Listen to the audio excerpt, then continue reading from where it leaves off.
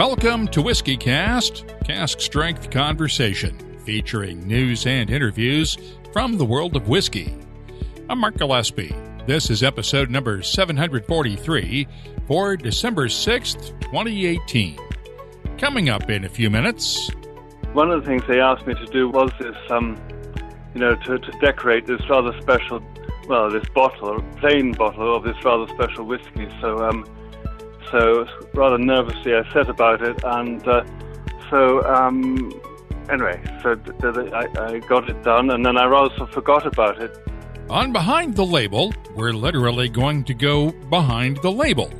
More than 2 decades ago, Michael Dillon was asked to hand-paint a label for a bottle of the Macallan to be sold at London's Fortnum & Mason.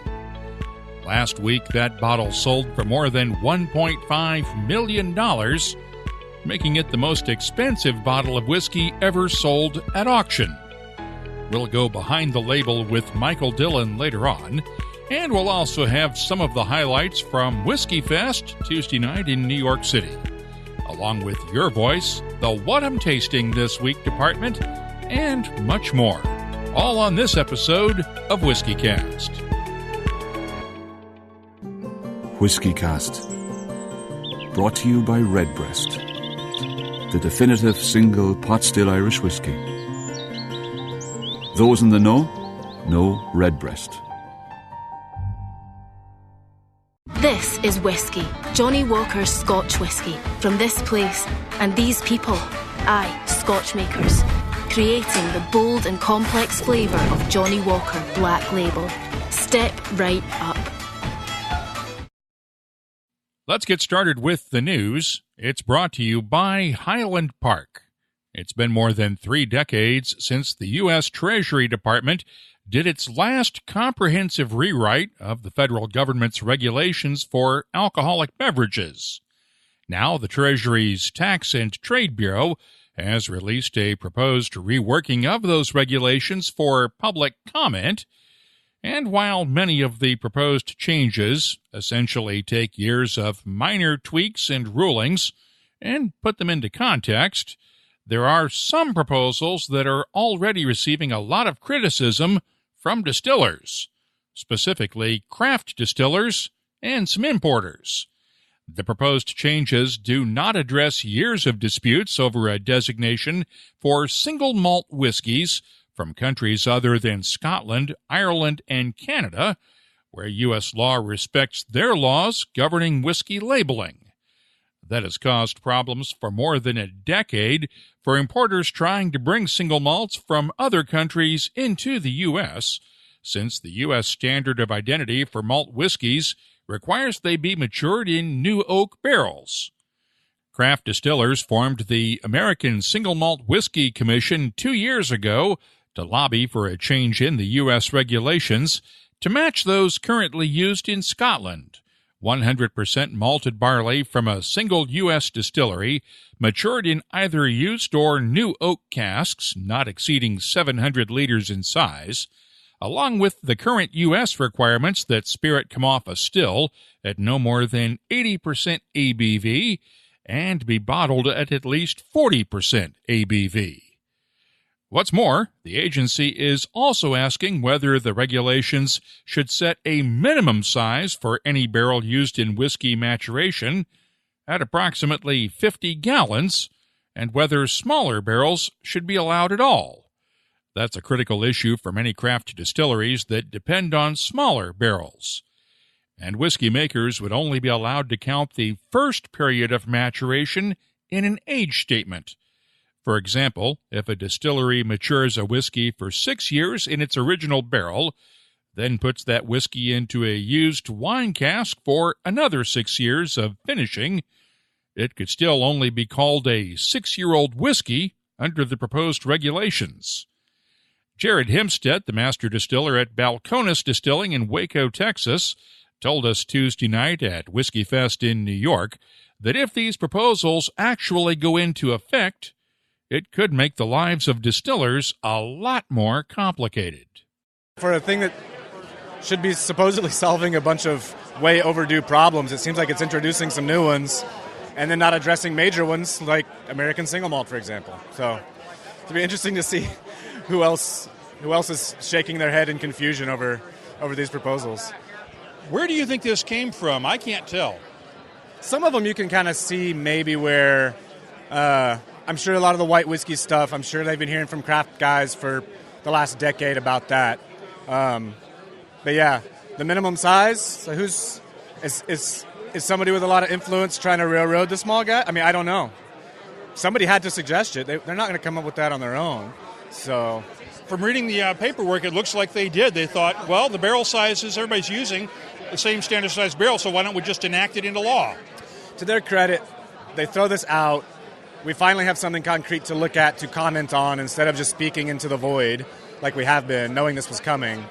Now we at least know what they're thinking and can comment on specifics. So hopefully some of the sillier parts will get ironed out. Yeah, I mean, there's going to be such an uproar. Small barrels, the age statement stuff. I can't imagine their phones are probably already ringing off the hook. There are a couple of proposals that would help some distillers. The package calls for a new category for unaged or white whiskeys, and the agency is also proposing to loosen up the margin of error on bottling strength. Currently, if a whiskey is labeled at 40% ABV, there's a 0.15% margin of error either way to allow for evaporation during the bottling process. In plain language, the actual strength of a whiskey in the bottle could be between 39.85% ABV and 40.15%. The proposal would change that to 0.3% either way. And I know what you're thinking. Why does an amount that small matter?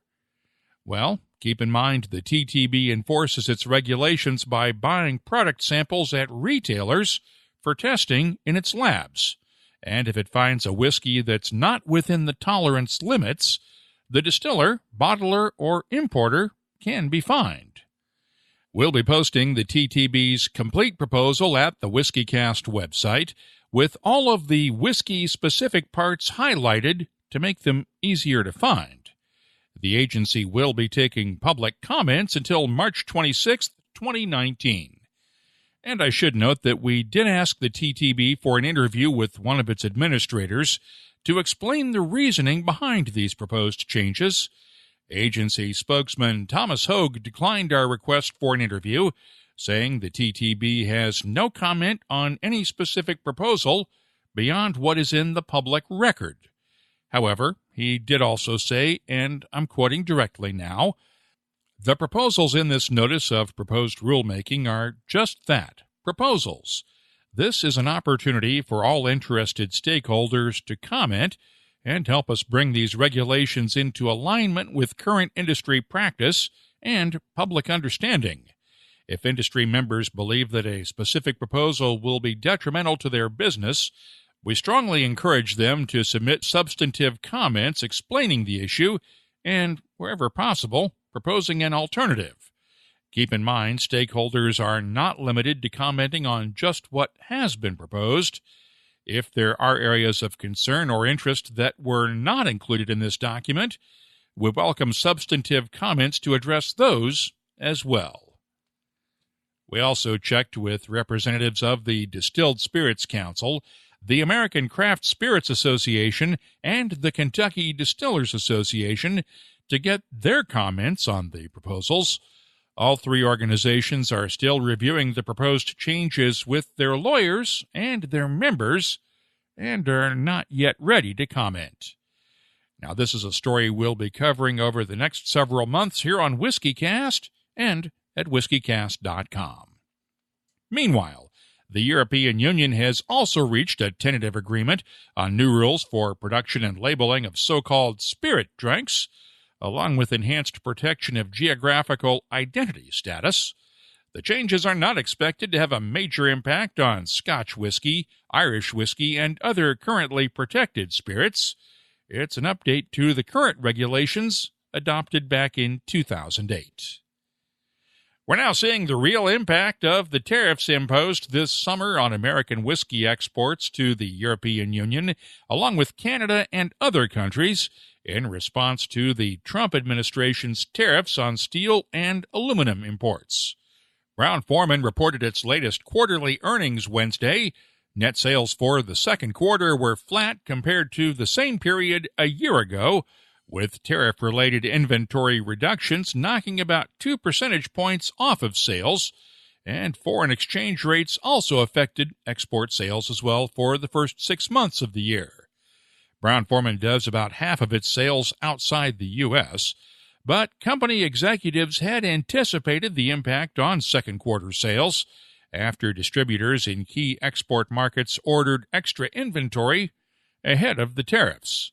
The company is still forecasting net sales growth for the fiscal year of between 6 and 7%. In other news, Bourbon Hall of Famer Jim Rutledge is getting closer to having his own distillery again.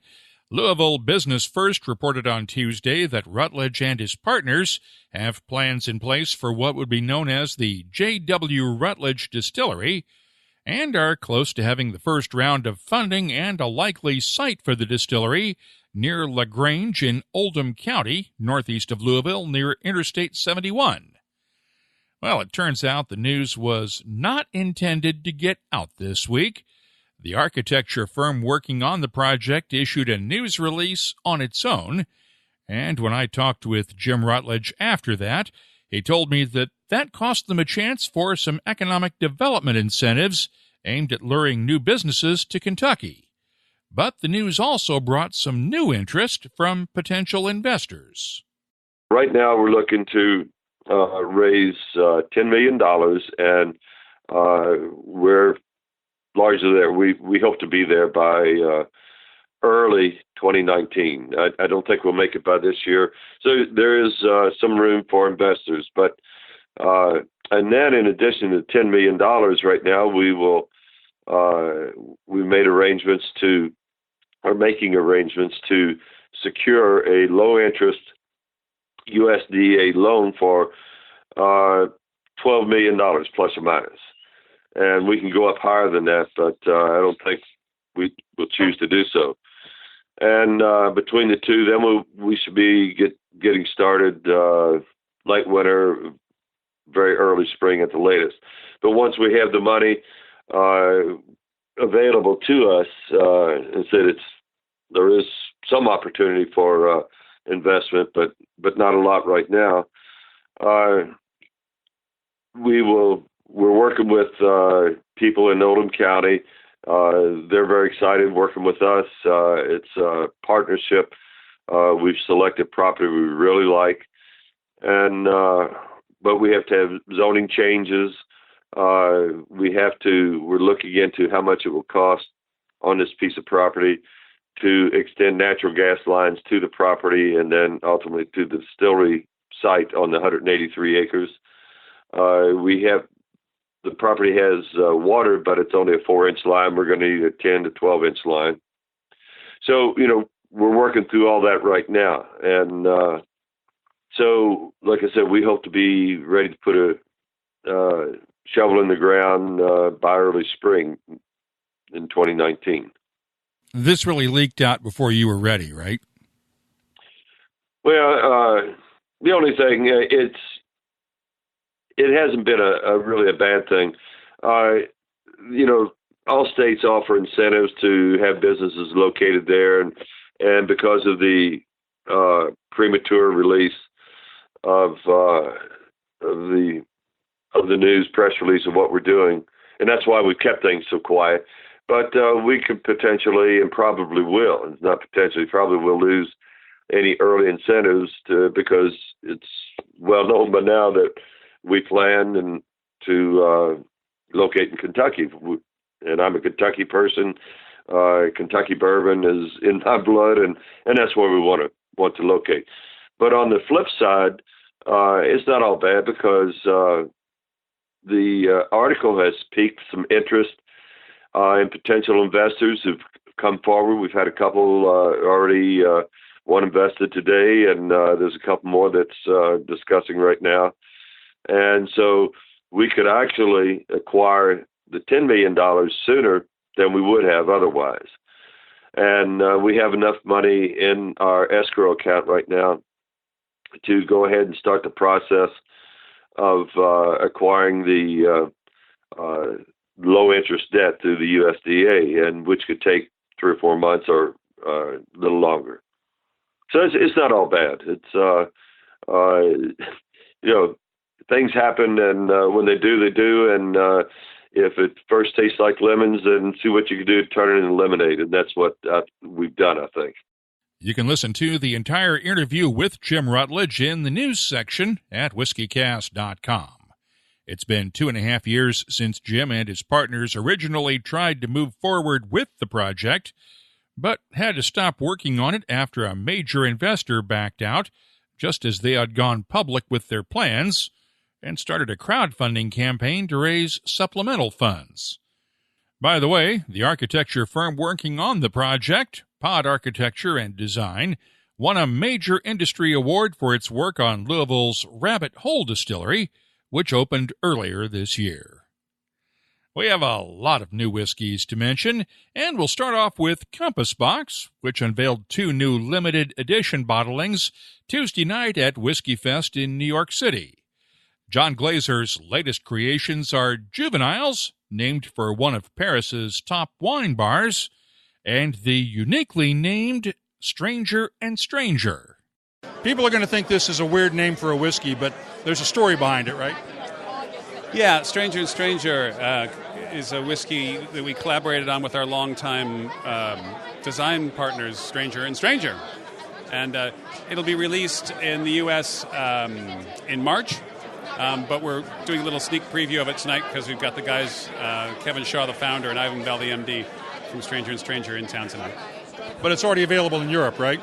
It's just going to market in Europe now, yeah. So what went into Stranger and Stranger? Well, I'll tell you later.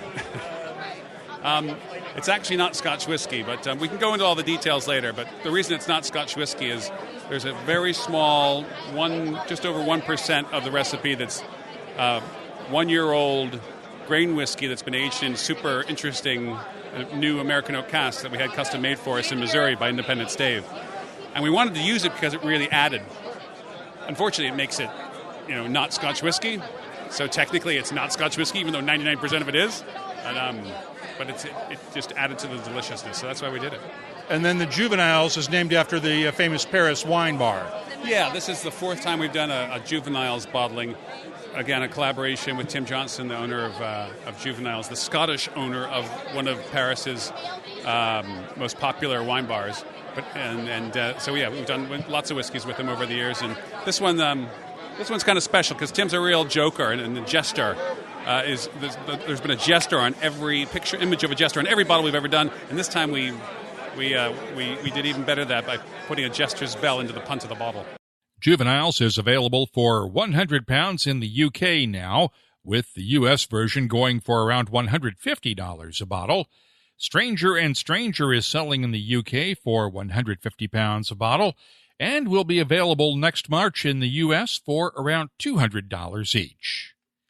Gordon & MacPhail has released 2 new whiskeys in its private collection range, a 64-year-old Glenlivet distilled in 1954, and what is said to be the oldest Kalila single malt ever bottled, a 50-year-old whiskey from 1968. That Kalila was matured in a refill ex-sherry hogshead, and just 199 decanters will be available at a recommended retail price in the UK of £7,500 each, around $9,600 US. The Glenlivet was matured in a refill ex-sherry butt, and just 222 decanters will be available. The recommended price, £9,950. That's around $12,720 at current exchange rates. Also on the high end of the price scale, Glenfarclas is giving a few well-heeled collectors a chance to buy the entire family cask series of single malts. The collection includes 50 200 ml bottles featuring each family cask release from 1954 to 2003 in a bespoke trunk that opens up to reveal a display case, along with drawers for nosing glasses, tumblers, and a water jug. 60 of those trunks will be available worldwide. The price tag, £100,000 each. That's around $128,000. No word on whether one of those trunks will fit into Santa's sleigh or not. Bruichladdich is rounding out the revamped Port Charlotte range with the debut release in what the Islay Distillery is calling its Cask Exploration Series. Port Charlotte MRC1 2010 was matured in a combination of first-fill ex-bourbon and second-fill French wine casks, then blended and filled into French oak casks from an undisclosed Bordeaux Left Bank Chateau for a year. It's being called the Cask Exploration Series, but I asked Bruichladdich Christy McFarlane whether it's fair to call it the first experimental Port Charlotte single malt. We really like to claim that all our products are experimental, but it's certainly the one that's kind of pushed the boundaries in terms of wood and the previous alcohol that's been in the cask. And since the 10-year-old and the Isle of Barley 2011 have already been out for several months now, we know about those, but the MRC is brand new basically in Europe and coming to the States in January, right? Yeah, we hope so. It's probably on the boat now. So our bottling hall have put it together in the last couple of months, and we've just been ready to ship it out. So it should be with you in the new year. Port Charlotte MRC1 2010 is available now in Europe for £90 a bottle, and it'll sell for around $115 a bottle when it reaches the U.S. next month. I'll have my tasting notes for it later on. Back in May, we interviewed Eden Mill Distillery founder Paul Miller in episode 694. Now the distillery just outside of St. Andrews, Scotland, has released its 2018 single malt on St. Andrew's Day last Friday. It's the second whiskey release for the distillery and will be the start of an annual series. 3,200 models are available with a recommended retail price of £79 each, around $100 U.S. And finally, let us pay tribute to Anthony Burnett, who passed away November 21st after losing a battle with cancer. His funeral was held Thursday in Edinburgh, Scotland. He was Mr. Glenmorangie in the United States between 1995 and 2005 when he retired, and gets credit for helping build the basis for today's Scotch whiskey boom. Robin Cooper of Campari was not only one of Anthony's competitors and colleagues, but also a close friend. Anthony was one of the sort of architects, if you like, that helped grow the category. I mean, he had such an amazing presence, Anthony, and he always sort of reminded me of sort of the whiskies version of Roger Moore. Very articulate, very, very well spoken, immaculately dressed, of course, but had this wicked sense of humor which just warmed people to him. And he really sort of helped set the stage for what we know now as the Scotch whiskey renaissance of 2005 to 2010 and continuing to this day. Well, yeah, I mean, I think what Anthony's greatest gift was he was a fabulous storyteller.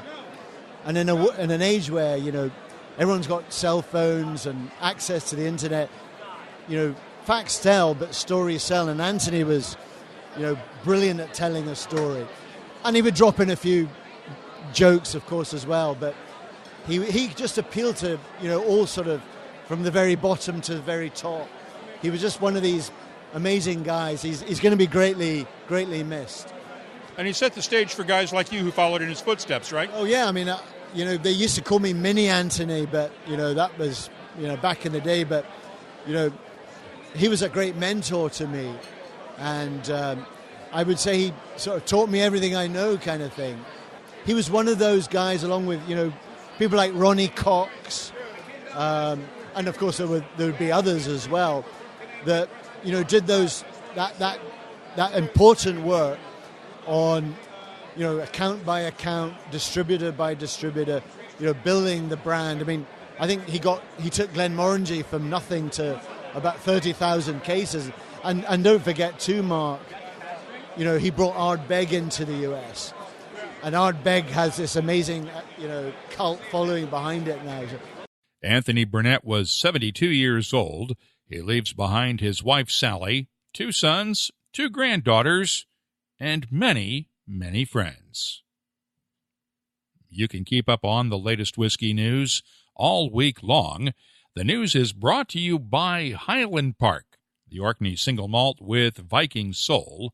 The holiday season is here, and if you want to give a gift that makes an impression, why not give that special person a bottle of Highland Park's classic 18-year-old? It's been regarded for years as one of the world's best whiskeys, and it's one they won't even think of returning. Find out more at HighlandParkWhiskey.com. Time now for the WhiskyCast calendar of events. Royal Mile Whiskies in Edinburgh, Scotland has a new releases tasting coming up this Tuesday, December 11th. Copper and Oak in New York City has a Glen Grant tasting on the 13th. Whiskey Live Athens is on December 14th and 15th in the Greek capital. The Whiskey Brothers host a tasting of Campbellton whiskeys on December 19th in Washington, D.C. Julio's Liquors in Westboro, Massachusetts has a tasting of Losset whiskeys from the Lost Distillery Company on the 20th. McTeers has its final whiskey auction of the year December 21st in Glasgow, Scotland. And after the holidays, the 3rd annual Whiskey Wonderland is on January 13th at Roxanne's Cocktail Lounge in Long Beach, California. The Edmonton MS Whiskey Festival is January 16th in Edmonton, Alberta, followed the next night by the Calgary MS Whiskey Festival, and I'll be in Victoria, British Columbia for the annual Victoria Whiskey Festival, January 17th through the 20th. Right now, we have 158 different events on our searchable calendar at WhiskyCast.com. If you have a festival, a tasting, or any other whiskey-related event coming up, just use the contact form at WhiskyCast.com to let us know about it, and we'll add it to the list. This is whiskey. Johnny Walker's Scotch whiskey, from this place and these places in that place. These are the people that make it. Aging in oak for 12 long years. See, the land that shapes these people and the people that shape this whiskey all shape how bloody good it tastes. Bold as it is complex. For every step you take, this is Johnny Walker Black Label, friends. Step right up. Can I drink this now? Johnny Walker Black Label Blended Scotch Whiskey. 40% alcohol by volume. Imported by Diageo North America, Norwalk, Connecticut. Please drink responsibly. WhiskyCast In Depth is brought to you by Lagavulin. Whisky Advocate held its annual WhiskyFest New York on Tuesday night, but in one corner of the ballroom at the Marriott Marquis in Times Square, the mood was not quite as cheerful as usual. That corner was the base for Whistle Pig Rye, Blackened American Whiskey, and Hillrock Estate Distillery. Of course, the late Dave Pickerell was instrumental in creating all 3 of those whiskeys, and his sudden death last month shocked his friends and colleagues industry-wide. All 3 stands had tributes to Dave. The Whistle Pig stand had one of his trademark hats on display. Blackened had videos with Dave and the members of Metallica, and Hillrock Estate had photos of Dave and the distillery team on display. Dylan Strang is the distiller at Hillrock Estate, and he was one of Dave's protegés. It's been really tough on everybody over at the distillery. Everyone loved Dave. He was such a big part of our organization, all of our production on the side, and it's just we're going to carry on his legacy the best we can by continuing his processes and, hold his name in the highest regard by producing some of the world's highest quality whiskey. So we're going to do our best to, like I said, just carry on his legacy by producing his whiskey that he created, and we're just going to carry it on. So it's going to be do the best we can. In the last interview I did with Dave before he passed at the end of September, he told me that your stills are essentially owned by Metallica now. As part of your expansion, Metallica's getting your old stills. Bring us up to date on the construction process and what you guys are doing to upgrade your distillery. Yeah, of course. So we're going, like you said, we're going through a little bit of an expansion. So right now we're doubling in size in sense. So right now we have a 250-gallon still. Vendome Copper Works down in Kentucky is making us a still that's double the size, so we're going up to about a 500-gallon still. and we're going to be able to essentially double our production. So we hope to get to more markets. We're in a good position right now where our demand is higher than our supply. So we're going to, go through that expansion to be able to meet some of that demand. So it's going to be a really exciting time for us in the future, and moving forward, it's going to be a lot of work and a big learning experience, but we're going to get through it the best we can, and it's going to be an awesome experience. I know it'll be hard to do it without Dave, but if you can, tell me what the best lesson he ever taught you about whiskey is.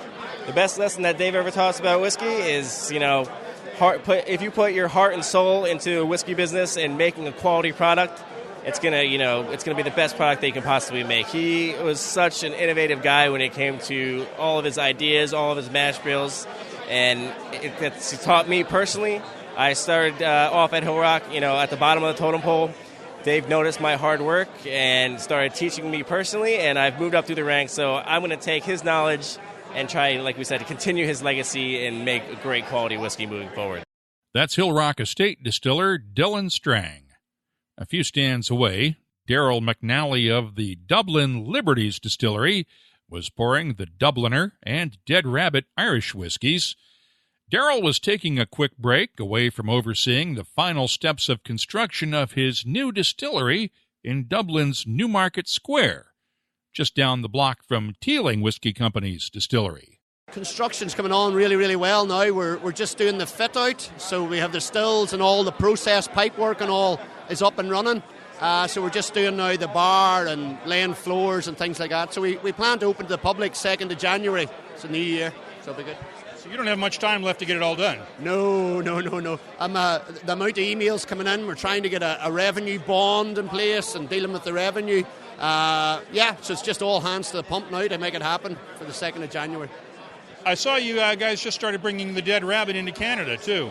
Yep, I actually just came from Toronto here to New York to WhiskyFest, but we had 3 days in Toronto there launching the Dead Rabbit, and I was overwhelmed by the enthusiasm for the Dead Rabbit brand in Toronto. There's some pretty serious whiskey drinkers in Canada, I can tell you, and they loved the Dead Rabbit, which made my job a lot easier.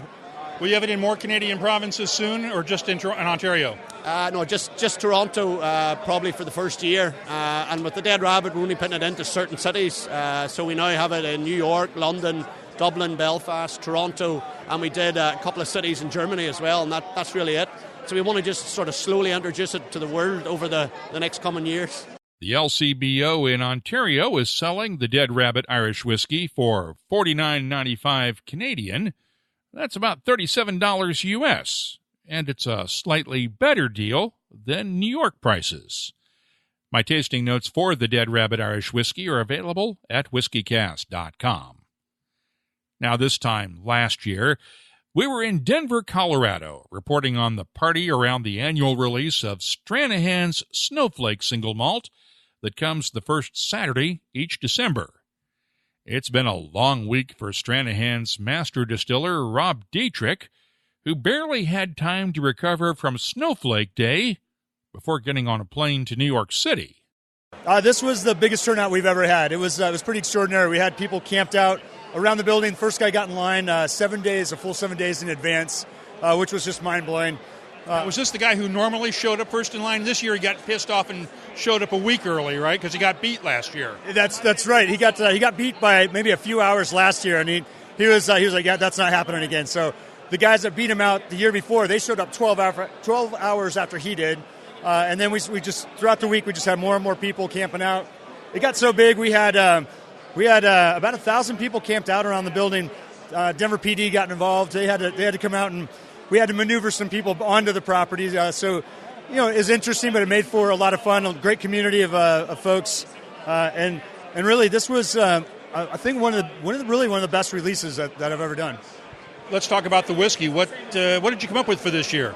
This year, I used 9 barrels. So I used a Syrah, cask finish, Muscat cask finish, a port cask finish, a chocolate stout cask finish, which was our whiskey barrel that we'd emptied the whiskey out, given it to a brewery. They'd put a chocolate stout in it, aged their beer. We got it back, put whiskey in it for another couple more years. That thing had some amazing notes.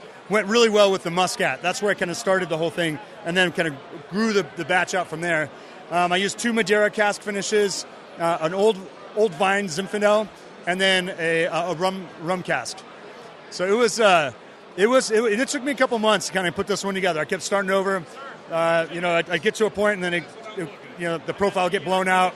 So I'd go back and start over again. But I had my little base I wanted to keep creating from, and it really kind of knocked my socks off this year, I think. So you're happy with this one, I take it? I am. I enjoy the hell out of it. This one, I always try not Snowflake the last Snowflake, so it was. And I always set the bar pretty high for myself. I'm like, wow, how do I outdo the last one? Because last year was my favorite. So this year I need to do a comparison. I need to sit down once the dust settles and do a side-by-side comparison, see which one's my new favorite. And just like last year's, the 2018 Snowflake sold out on Saturday morning, though Rob did bring one bottle to New York. I'll have my tasting notes for it in a few minutes.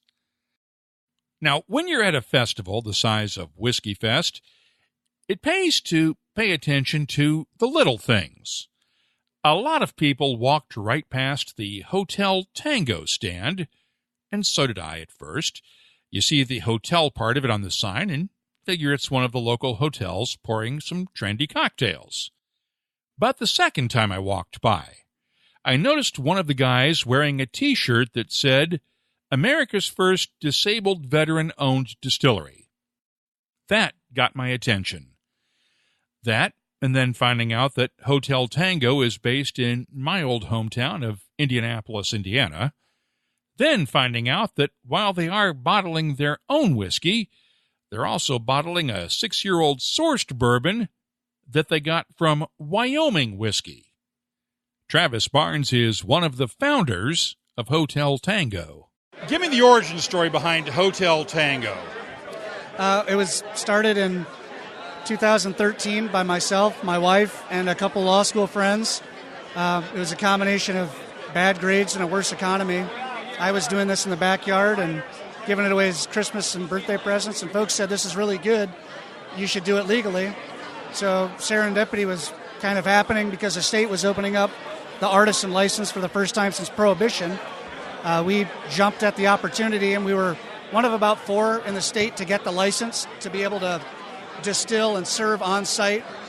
And we started in one location in September of 14, and now we are distributed through over 2,000 locations in the Midwest, Texas, and most recently got a contract with the United States Army and Air Force. And let's talk about that, because you bill it as the first disabled American veteran-owned distillery in the U.S. Tell me the story. Yeah, so I graduated high school in 2001, started college that year. Then 9/11 happened, I dropped out. I did 3 tours in Iraq.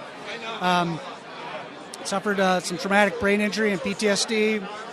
Came back home, finished up school, went to law school, and the rest is history. You started out making your own stuff, right? But you turned it over to somebody else. Well, it became a product really of 2 things. One, we realized that to keep up with demand and growth, we were not going to be able to do it out of 150 gallons still. And we also didn't want to just buy the stuff off the shelf from MGP or some of the other bigger guys. We also just didn't have the money at the time, was a big part of it. So we found kind of a craft for craft partner with Wyoming Whiskey and got a hold of some of their barrels. It was a very similar recipe to what we're developing out of our own distillery. But, as you know, time is a big barrier of entry into this industry, and it was a way for us to kind of have a means to an end. Well, I was referring to hiring a master distiller, but instead of doing it yourself. That's what I was talking about. But you certainly brought up the Wyoming whiskey angle, but the stuff you're making yourself wasn't bad.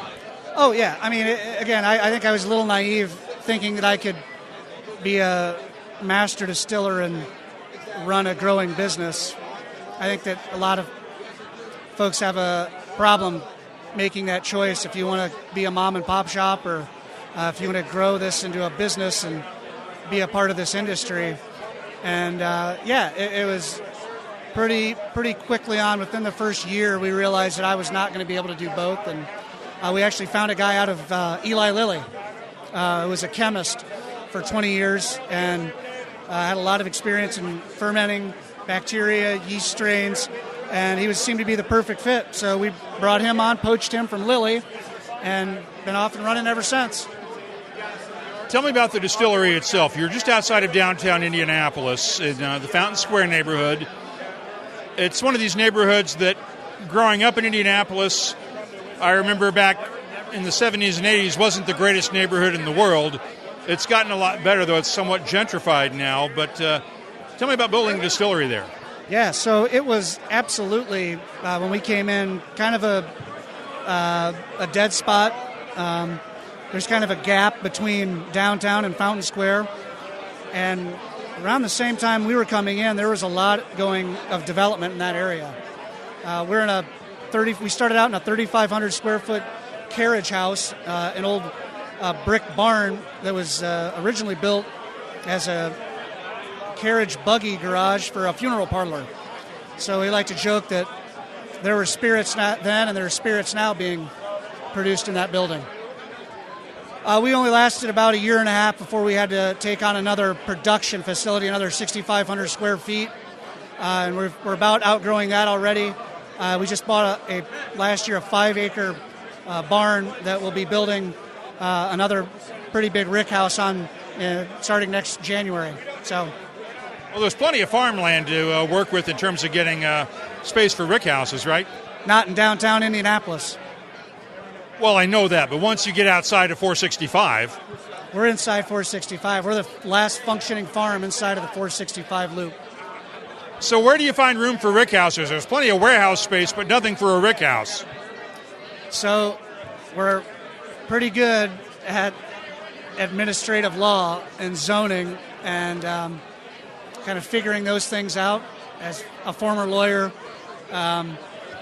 we were able to get this property designated back to its original agricultural with a dwelling on it, which opens up a lot of the restrictions that would be imposed on a residential neighborhood. So through that, we're really able to kind of get around a lot of things. And we've most recently been given permission by the City County Council because they understand how much of an agricultural impact we're giving back to the city. Are your grains all coming from within the state? Absolutely, within 50 miles. We have 2 farmers that we exclusively get our grains from, Fisher Farms and Fansler Farms. So one's in Lebanon, one's in Shelbyville. And those are both within, obviously, 50 miles of Indianapolis. What's your overall goal here? Where do you hope to take this one day?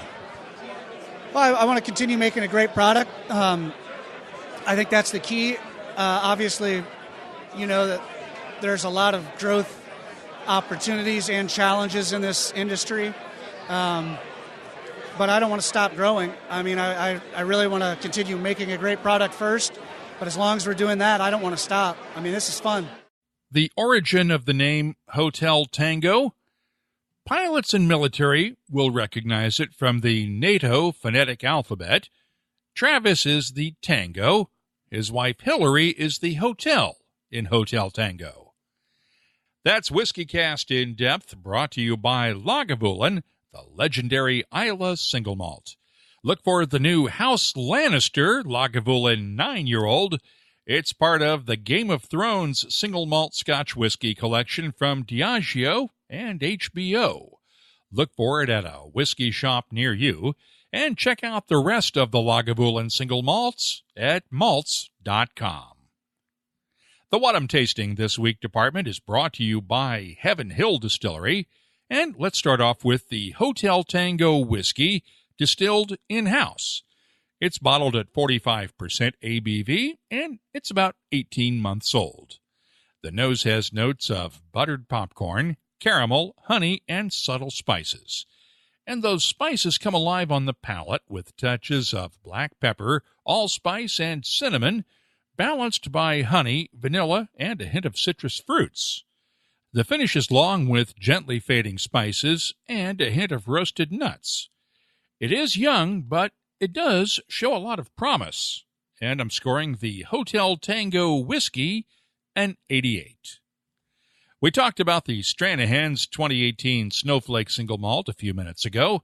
It's bottled at 47% ABV, And as Rob Dietrich told us, it's a blend of 9 different styles of casks. The nose is aromatic and complex, as you might expect, with notes of dark fruits, hints of molasses and licorice, black cherries, and just a touch of brandy. The taste is extremely fruity, with a good balance of plums, raisins, and other dark fruits, along with hints of red apples, peach pie, and a touch of baking spices. The finish is long with dried fruits, raisins, soft spices, and a hint of licorice. There's a lot to discover in this dram, and I'm scoring the 2018 Stranahan's Snowflake Single Malt a 93. I'll have more tasting notes in just a minute, but first, our tasting notes are brought to you by Heaven Hill Distillery, family-owned from the start, and proud to work with other family-owned companies on the Grain to Glass project. They're working with Beck's Hybrid and Peterson Farms to find unique seeds, grow them, and distill them into a special whiskey. Follow the project at heavenhilldistillery.com. Think wisely, drink wisely. Douglas Lang & Company has released a U.S.-exclusive 24-year-old sherried edition of its Timorous Beastie Highland blended malt. It's bottled at 46.8% ABV, and the nose has notes of toffee, dried fruits, nutmeg, allspice, and a touch of oak. The taste is thick, oily, and spicy with clove, allspice, cardamom, and nutmeg notes, balanced by hints of caramel and toffee underneath. And the finish is long and dry with lingering spices and a touch of dried fruits. I'm scoring the Timorous Beastie 24-year-old sherried edition from Douglas Lang & Company a 93. And finally, let's take the first look at the new Port Charlotte MRC1 2010 Cask Exploration release from Bruichladdich. It's bottled at 59.2% ABV, made from 100% Scottish barley, and, as we heard earlier, matured in a combination of ex-bourbon and French wine casks, then blended and matured for a final year in red wine casks from an unnamed Bordeaux left bank distillery. And, by the way, it's peated at 40 parts per million. The nose has a nice peatiness along with honey, vanilla, touches of leather and coconut, and subtle hints of heather and gorse. The taste is thick, peppery, and intense with a good smokiness, hints of toasted coconut, honey, heather, ginger, and vanilla. The finish is long with subtle smokiness and a lingering touch of spice. I'm scoring the Bruichladdich Port Charlotte MRC1 2010 Islay Single Malt a 94. The What I'm Tasting This Week department is brought to you by Heaven Hill Distillery. I'll be adding these tasting notes to our searchable list of nearly 2,400 whiskeys from all over the world. You'll find it at WhiskyCast.com. 7 swans a-swimming, 6 geese a-laying, 4 calling birds, 3 French hens, 2 turtle doves, and a partridge in a pear tree. All seems a little excessive, doesn't it? When there's one bird they really want this Christmas. Redbreast. The warm glow of ripe fruit, honeyed figs, and crackling cinnamon. Proud sponsor of WhiskyCast, and the perfect gift to slip under the tree. Just a reminder, don't forget to check out the latest episode of the WhiskyCast Tasting Panel podcast. We recorded it with a live audience last week in Pittsburgh, and you can download it at WhiskyCast.com, Apple Podcasts, or wherever you get your podcasts. It's brought to you by the Whiskey Exchange. Let's open up the inbox now for your voice, presented by Lot 40. Evan Holt in New Zealand posted this question on our Facebook page the other day. Just curious to know which of the Scotch distilleries or even Irish distilleries use Elijah Craig bourbon barrels. Well, the most simple answer would be, we don't know. That's because, in addition to Elijah Craig, Heaven Hill makes several other bourbon brands, and they do not label their barrels for specific brands. All of the barrels in their warehouses are labeled Heaven Hill Distilleries, Inc., along with the DSP number, and then either bourbon, rye, or wheat whiskey. The only exception would be the barrels that are filled with spirit distilled at the Evan Williams Bourbon Experience Micro Distillery, located on Whiskey Row in downtown Louisville. Those are labeled with the Evan Williams Bourbon Experience logo and will be used eventually in a separate bottling for the Bourbon Experience, but they are matured in the Bardstown warehouses, along with the whiskey from Heaven Hill's Bernheim Distillery in Louisville. We got this email the other day from Robert Polson II in Westminster, Colorado. Hello, Mark, and thank you for all the work you and your team put into WhiskyCast. I am brand new to whiskey and alcohol, period. I started this endeavor exactly 1 year ago. It has been a great and exciting journey so far, which I can contribute mostly to your podcast. Through my year of exploration, I have come across a lot of terms which have taken me some time to realize the meanings of. For example, single malt, which I believe I learned early on, meaning a single distillery's product of 100% malted barley. I took almost all year to grasp single pot still, which I interpret now as single distillery made from malted and unmalted barley. I hope I'm correct on those, but one term has been confusing for me: bottled in bond. I see the definition online stating an American-aged distilled beverage that has been aged and bottled according to a set of legal regulations. In layman's terms, what exactly does this mean? Do all American whiskeys have to be bonded? Is it only a bourbon thing? Why do some whiskeys label with bottled in bond when others do not? Thank you for taking the time to answer my question, Mark, and keep up the fantastically produced and edited podcast. Robert, thank you for your kind words and for your question. We have covered this a few times over the years, but since the federal government's proposed changes to U.S. alcohol regulations do include bottled and bond spirits, it's worth taking another look. Essentially, the Bottled in Bond Act of 1897 gave distillers a government-backed guarantee for the quality of their whiskeys under specific conditions. The whiskey had to be made at a single U.S. distillery during a single distilling season, either January 1st through the end of June or July 1st through the end of December, then matured for at least 4 years in a bonded warehouse under government supervision, and then bottled at no less than 50% ABV or 100 proof.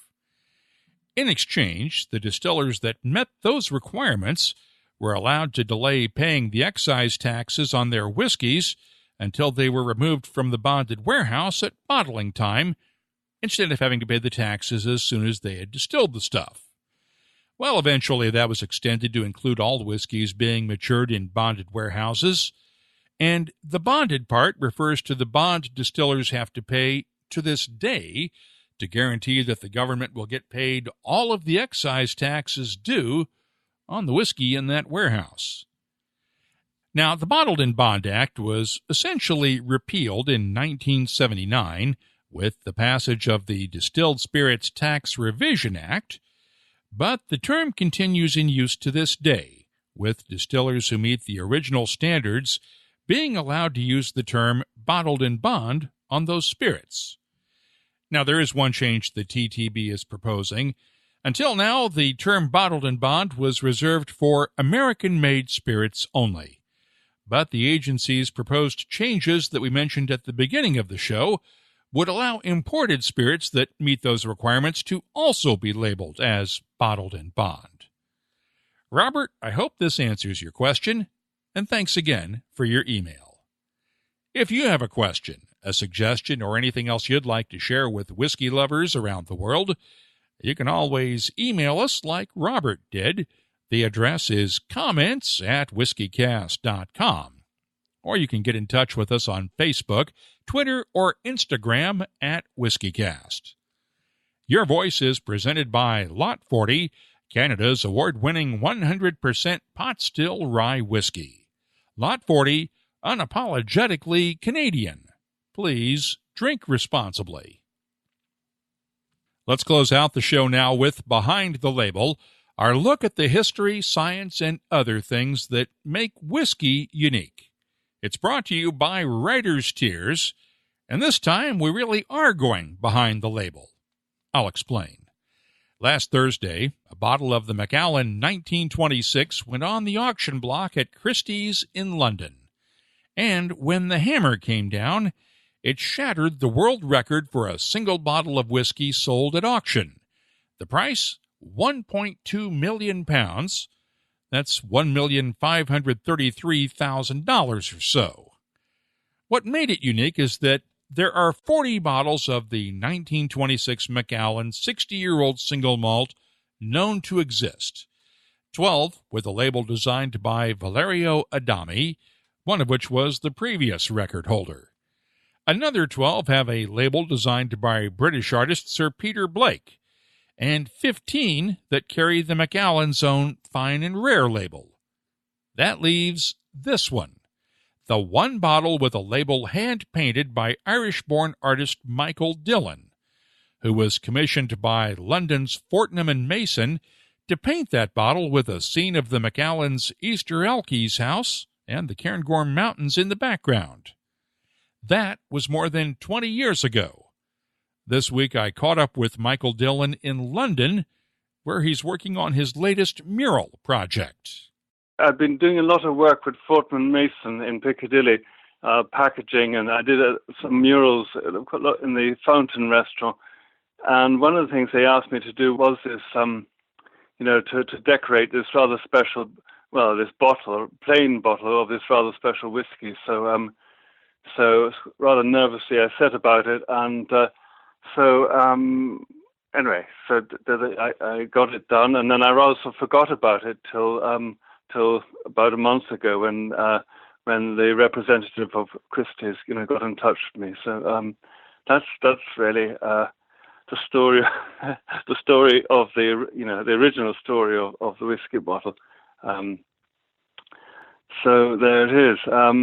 How did you come up with the design for it with the Easter Elchies house and the mountains in the background?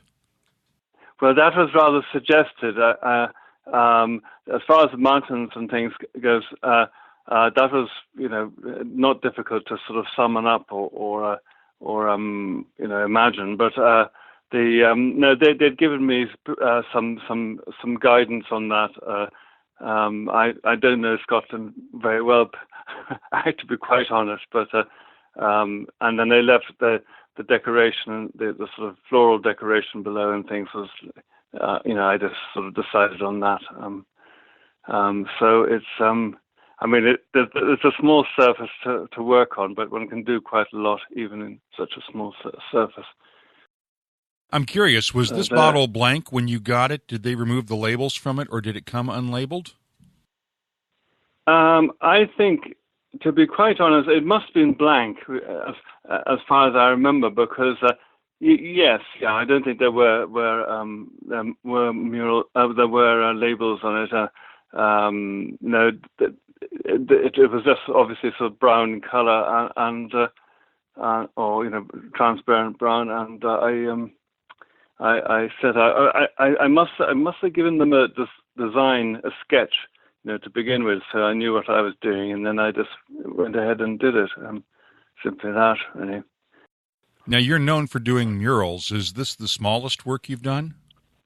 No, I've done things smaller. Well, indeed, for some of the packaging for Fortnum's, I don't know whether you know what gentleman's relish is, or patum purpureum, but it's a sort of paste made out of a sort of anchovy paste, and I did various designs for these porcelain pots, which would be quite a bit smaller, sort of 2 inches in circumference or in diameter. Oh no, circumference, not very big. Even in murals, I do big murals, but I do people's faces in these murals, which might be just say half an inch big, So I'm used to working on a small scale and a very large scale, actually. Yeah. You noted that you'd sort of forgotten about this bottle. What did you think when the folks from Christie's got in touch with you? First, it's quite a surprise. I thought, the first surprise was the memory of this bottle, and then of course what they were sort of what was being supposed as might be the selling price. So that was a major sort of surprise and a cause of excitement. So and then of course the sale. I didn't hear the sale, but my wife was sort of following it, and it all happened very quickly. And then that was that. It was sort of out in the news, and I've had people from mostly relations and things from New Zealand or wherever far away, sort of letting me know that they've seen this. So that's really it. You have a place in whiskey history now. well, yeah. Well, that's good, isn't it? I don't take to it that much of whiskey. I don't drink that much of it, but interesting things happen to people sometimes, and unusual things, and this is one of them, I imagine. I know there's